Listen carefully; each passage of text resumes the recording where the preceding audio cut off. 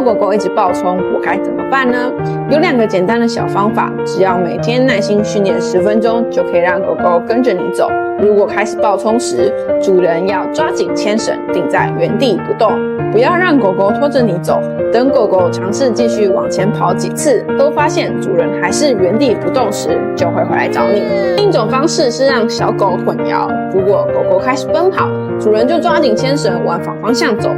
等狗狗发现错边的时候，就会朝反方向奔跑，越过主人。如果它再一次越过主人时，就要再转身回原来的方向，如此重复，让小狗不知道往哪里去的时候，它就会乖乖的待在主人身边，等待指示。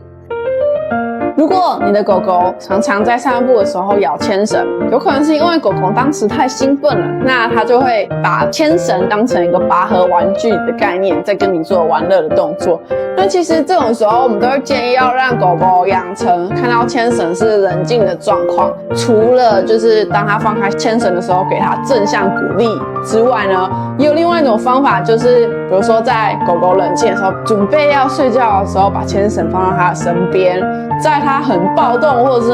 很兴奋的时候，把牵绳拿离它远一点。这种观念都可以让狗狗在潜意识中把牵绳想成一个当它们在放松时使用的，它就不会对牵绳去产生想要玩乐的那种行为。那我们也可以用1换1的方式，用玩具去把牵绳从狗狗的嘴巴里换出来，这些都是非常好的行为。北欧森林线上课程上线啦！欢迎扫描右下角QR code，让我们带你一起进入狗狗的世界。